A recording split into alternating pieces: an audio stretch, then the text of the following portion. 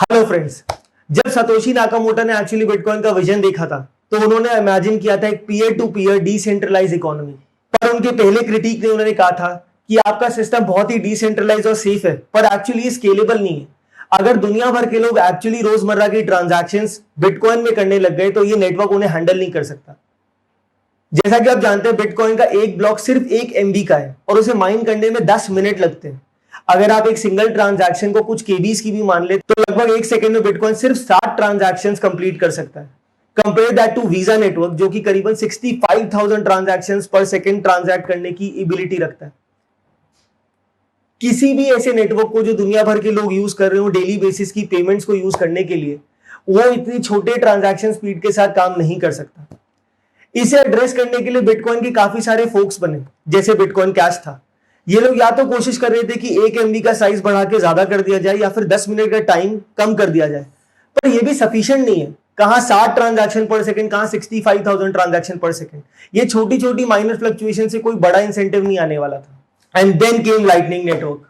Lightning network actually layer 2 solution है bitcoin का, जो क्लेम करता है कि वो hundreds of thousands transactions process कर सकता है पर सेकंड, येट वो सिक्योरिटी बिटकॉइन वाली रखेगा और वो प्राइवेसी मोनेरो लेवल की रख सकता है। Lightning Network was actually founded in 2015 by Thaddeus Brija and Joseph Poon।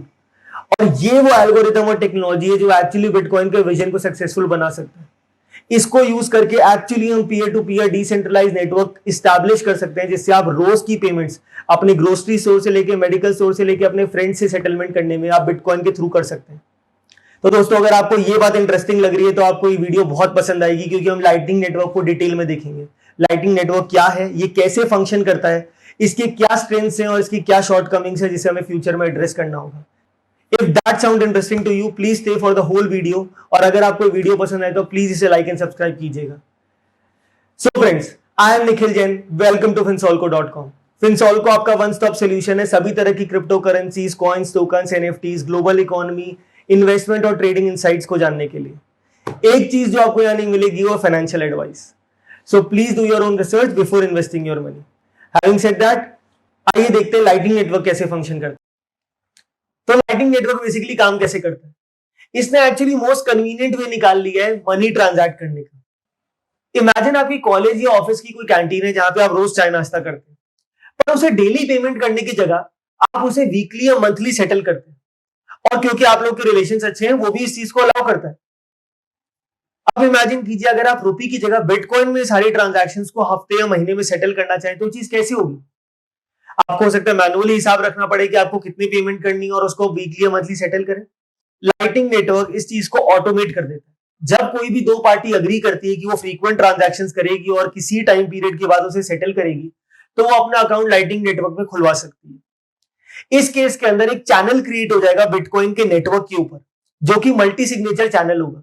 Channel को बेसिकली एक अकाउंट की तरह मान सकते हैं, एक ऐसा अकाउंट जिसमें दो पार्टीज इन्वॉल्व है और उन दोनों के सिग्नेचर के बिना कोई ट्रांजैक्शन पूरी नहीं हो सकती उसे, इसीलिए उसे मल्टी सिग्नेचर वॉलेट कहते हैं। ये एक ट्रांजैक्शन रिकॉर्ड होगी बिटकॉइन के नेटवर्क पे, जो कि कंप्लीटली सिक्योर और डिसेंट्रलाइज्ड होगी। इस अकाउंट में आप दोनों कुछ कुछ मनी डिपॉजिट करेंगे, जो कि आपके अकाउंट की लिमिट होगी, जिसके बियॉन्ड आप ट्रांजैक्शंस नहीं कर सकते। अब आप ये सोचेंगे कि कैंटीन वाले को मुझे क्यों पेमेंट करनी होगी, बट सिर्फ कैंटीन वाले के साथ ही अकाउंट नहीं होगा, हो सकता है आपको अपने फ्रेंड के साथ खोलना पड़े या किसी और के साथ खोलना पड़े जहां पे काउंटर ट्रांजैक्शंस भी होती है।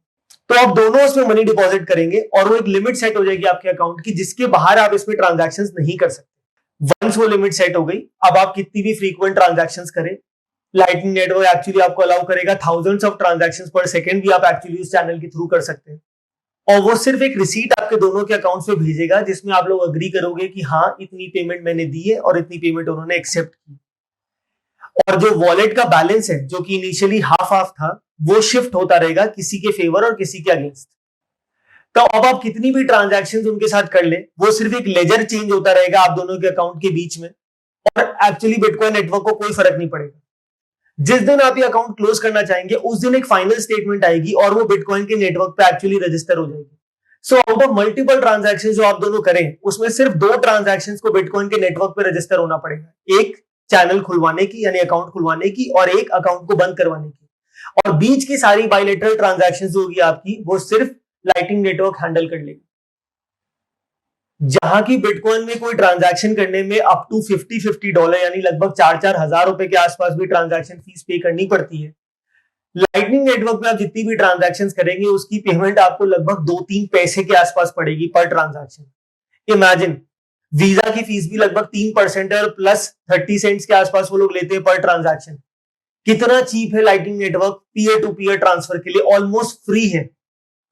बट अब आपके मन में क्वेश्चन आएगा, क्या हर एक आदमी के साथ जिसके साथ मुझे पेमेंट करनी पड़ेगी उसके साथ मुझे नेटवर्क खुलवाना पड़ेगा? फॉर एग्जाम्पल, अगर लेट से आपको अपनी किसी ग्रोसरी स्टोर को पेमेंट करनी है तो क्या उसके लिए आप अलग से नेटवर्क खुलवाएंगे और फिर बिटकॉइन में रजिस्टर करेंगे अपने चैनल को? नहीं, आपको एक्चुअली ऐसा नहीं करना पड़ेगा। फॉर एग्जाम्पल, लेट से कोई एक रैंडम पर्सन है प्रिया, जिसका अकाउंट उस कैंटीन में भी है और उस ग्रोसरी स्टोर के अंदर भी। लाइटनिंग नेटवर्क आपके लिए बेस्ट पाथ ढूंढ लेगा आपकी ट्रांजैक्शंस को उस ग्रोसरी स्टोर तक पहुंचाने के लिए। इस केस में वो पेमेंट आपके कैंटीन होल्डर के पास से, प्रिया के पास से उस ग्रोसरी स्टोर पे पहुंच जाएगी।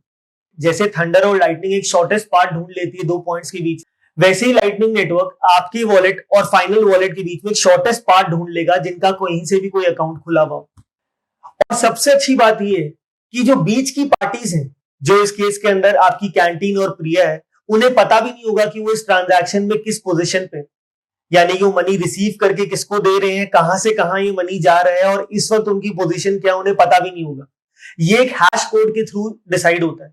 जब आप किसी फाइनल पार्टी को पेमेंट करना चाहें तो उनके साथ एक हैश कोड शेयर होता है। ये कोड सिस्टम जनरेटेड है और आपको इसमें मैनुअली कुछ नहीं करना होता, बट फाइनल डेस्टिनेशन के पास एक कोड होता है।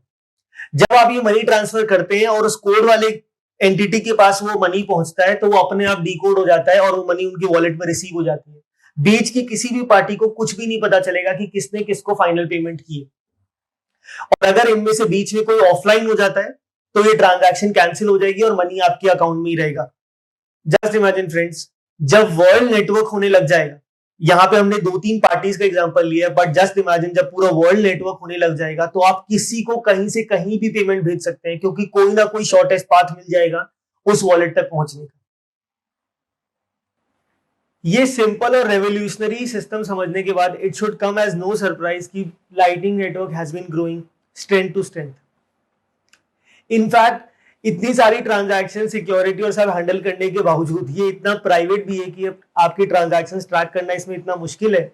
आईआरएस ने एक्चुअली $6,25,000 की बाउंटी रखी थी कि अगर कोई मोनेरो और लाइटनिंग नेटवर्क जैसे नेटवर्क को क्रैक कर सके। बहुत सारे प्लेटफॉर्म्स ने एक्चुअली लाइटनिंग नेटवर्क को इंटीग्रेट कर लिया है। Banking as a service, infrastructure, list बहुत लंबी है जितने सारे प्लेटफॉर्म्स के साथ इंटीग्रेटेड है। फॉर एग्जांपल, अगर आपको चैनल खुलवाना है किसी के साथ तो वॉलेट ऑफ सतोशी और एक्सोडस जैसे प्लेटफॉर्म्स है जिसके थ्रू आप इजीली वो चैनल खुलवा सकते हैं। स्ट्राइक, जो कि एक पेमेंट प्लेटफॉर्म है, उसने भी लाइटनिंग नेटवर्क को इंटीग्रेट किया और उनके थ्रू आप फिएट करेंसीज को भी ट्रांसफर कर सकते हैं पीयर टू पीयर, क्योंकि लाइटनिंग नेटवर्क एक्चुअली रिस्ट्रिक्टेड नहीं है सिर्फ बिटकॉइन के लिए। In fact most of the crypto currencies lightning network support कर सकता है, इंक्लूडिंग स्टेबल कॉइंस जैसे यूएसडी। शॉपिफाई लाइटनिंग नेटवर्क से इंटीग्रेटेड और वो इसकी पेमेंट्स एक्सेप्ट कर सकता है। लाइटनिंग नेटवर्क की इतनी लो फीस है, जो कि मैंने आपको बताया 2 से 3 पैसे पर ट्रांजैक्शन पड़ती है। इतनी लो फीस की वजह से यहाँ पे माइक्रो ट्रांजैक्शन भी पॉसिबल है। यहाँ पे ये चीज एक्चुअली पॉसिबल है कि आप नेटफ्लिक्स में एक साथ पेमेंट ना करें, बल्कि सिर्फ पर मिनट यूजेज के हिसाब से आप पेमेंट करें। इनफैक्ट ट्विटर के सीईओ जैक डॉर्सी ने जब बिटकॉइन टिप्स इंट्रोड्यूस किया था, वो भी लाइटनिंग नेटवर्क के थ्रू ही चलता है। अपने फेवरेट क्रिएटर को जो किसी भी प्लेटफॉर्म पे हो, आप उनको बहुत ही इजी और छोटी छोटी पेमेंट्स कर सकते हैं। इनफैक्ट जो मीडियम पेमेंट लाइटनिंग नेटवर्क में होती है वो करीबन $1 के आसपास की भी होती है। और ऑब्वियसली जिसकी इतनी अच्छी इंटीग्रेशंस और डेवलपमेंट चल रही होगी वो वेल फंडेड होगा। लाइटनिंग नेटवर्क के अपने सीड फंड के अंदर ही $2.5 मिलियन रेज किए थे। सीरीज ए में उन्होंने $10 मिलियन के आसपास रेज किए। तो रिसेंटली उनकी सीरीज बी भी कंप्लीट हो गई जिसमें उन्होंने अराउंड $70 मिलियन रेज किए।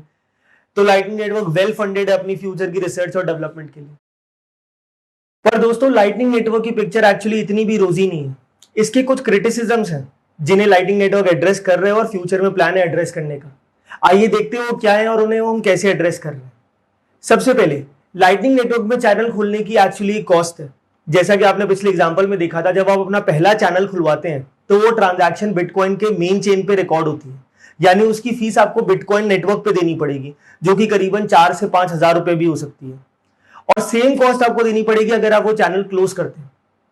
तो ये दो कॉस्ट एक बहुत बड़ा हिंड्रेंस है अपना पहला चैनल खोलने के लिए। एंड मोर इंपॉर्टेंटली जब आपका कोई चैनल खुला होता है तो अगर आप उसके थ्रू कोई दूसरे की ट्रांजैक्शन रूट भी हो रही है आपके चैनल के थ्रू, तो उसकी फीस आपको कोई खास नहीं मिलती। जैसा कि हमने देखा था लाइटनिंग नेटवर्क पे एक्चुअली फीस बहुत ही लो है, तो वो चैनल खुलवाए रखने का किसी के पास कोई खास स्ट्रॉन्ग इंसेंटिव नहीं है। पर मैं इस क्रिटिसिज्म से बहुत ज्यादा अग्री नहीं करता, क्योंकि अगर आपने हमारे एग्जांपल में भी देखा होगा कि अगर आपको लाइटनिंग नेटवर्क की इकोनॉमी में पार्टिसिपेट करना है, अगर आप बिटकॉइन में पेमेंट लेना देना चाहते हैं, तो आपको एटलीस्ट एक चैनल तो चाहिए ही। आगे की किसी और पेमेंट को करने के लिए मे बी आपका किसी दूसरे चैनल से कोई रूट निकल जाए, पर पहला चैनल तो आपका होना ही चाहिए। तो इसीलिए मुझे नहीं लगता कि बहुत बड़ा ड्रॉबैक है। लोग अगर इस इकोनॉमी में पार्टिसिपेट करना चाहेंगे तो कोई ना कोई चैनल जरूर खुलवाएंगे। सेकेंड क्रिटिसिज्म आता है इसके अंदर वॉच टावर नोड्स का। ये बेसिकली कुछ ऐसे चैनल्स हैं जो सबकी ट्रांजैक्शन सिर्फ मॉनिटर करने के लिए वहां पे होंगे। कुछ प्राइवेट इंस्टीट्यूशंस और कंपनीज भी हो सकता है ऐसे चैनल्स को ऑपरेट करना चाहें, जिससे कि वो सबकी ट्रांजैक्शंस को, अपने कस्टमर्स की ट्रांजैक्शंस को डेली बेसिस पे मॉनिटर कर सके। बट लाइटनिंग नेटवर्क ने एक्चुअली इस कंसर्न को काफी हद तक एड्रेस कर रखा है हमारे हैश कोड से, जो कि हम पहले ही देख चुके हैं। जब तक किसी के पास वो हैश कोड नहीं होगा तब तक वो उस पूरी ट्रांजैक्शन को देख नहीं सकता। उसे नहीं पता चलेगा कि कहां से ट्रांजैक्शन शुरू हुई है और कहां पे एंड हुई है। अभी तक ये प्राइवेसी मेंटेन्ड है, बट हमें देखना होगा कि गवर्नमेंट की रेगुलेशंस आगे कैसे आती है और केवाईसीस कैसे आते हैं कि इन ट्रांजैक्शंस को हम एक्चुअली इतना सिक्योर और प्राइवेट रख पाएंगे या नहीं। थर्ड कंसर्न इसका आता है बिटकॉइन की प्राइस फ्लक्चुएशंस। जब भी आप कोई चैनल खोलते हैं उसमें आपका कुछ मनी लॉक्ड होता है बिटकॉइन में। अगर बिटकॉइन की प्राइस फ्लक्चुएट की और आपको मनी विड्रॉ करना होगा तो आपको 2 स्टेप प्रोसेस बन जाएगा। पहले आपको चैनल क्लोज करना पड़ेगा, वो बिटकॉइन विड्रॉ करने पड़ेंगे और फिर किसी एक्सचेंज में जाके इसे सेल करना पड़ेगा। इससे इंसेंटिव नहीं मिलता किसी को कि कोई ज्यादा मनी लॉक्ड रखे, और अगर कोई ज्यादा मनी लॉक्ड नहीं रखता है तो इससे आपको एक और प्रॉब्लम आती है, वो है अगर आप बड़ा ट्रांजैक्शन करना चाहें लाइटनिंग नेटवर्क के थ्रू और अगर आपके पास उनसे डायरेक्ट रूट नहीं है तो मे बी आपके ट्रांजैक्शन थ्रू ना जा पाए। क्योंकि जितने भी चैनल्स उस रूट में होंगे जब आप किसी को फाइनली ट्रांजैक्ट कर रहे हैं, जैसे हमारे एग्जांपल के अंदर आप किसी ग्रोसरी स्टोर के अंदर ट्रांजैक्ट कर रहे थे और उसके अंदर हमें एक स्ट्रेंजर की भी जरूरत थी, अगर उनके चैनल में उतना अमाउंट नहीं होगा तो आपकी ट्रांजैक्शन थ्रू नहीं होगी। तो ये एक वैलिड क्रिटिसिज्म है। अगर किसी को माइक्रो पेमेंट्स करनी है, अपनी रोजमर्रा की जिंदगी वाली पेमेंट्स करनी है तो वो पॉसिबल है, पर अगर आपको किसी को ह्यूज मनी ट्रांसफर करना है तो बेटर होगा अगर आपके उनका डायरेक्ट चैनल हो। और लास्ट कंसर्न इसमें आता है माइनर्स इंसेंटिव को लेकर। बिटकॉइन का नेटवर्क दोस्तों माइनर्स चलाते हैं, वो हर एक ब्लॉक को माइन करते हैं जिसकी बहुत सारी कॉस्ट उन्हें बेयर करनी पड़ती है, हार्डवेयर की भी और इलेक्ट्रिसिटी की भी। उनको ये पैसे मिलते हैं सारे बिटकॉइन के यूजर्स से। जब आप कोई ट्रांजैक्शन बिटकॉइन में करते हैं तो आप एक फीस के साथ साथ एक ब्राइब भी पे करते हैं उन माइनर्स को इंसेंटिवाइज करने के लिए कि वो उस ब्लॉक को माइन करें और आपके ट्रांजैक्शंस थ्रू जाए।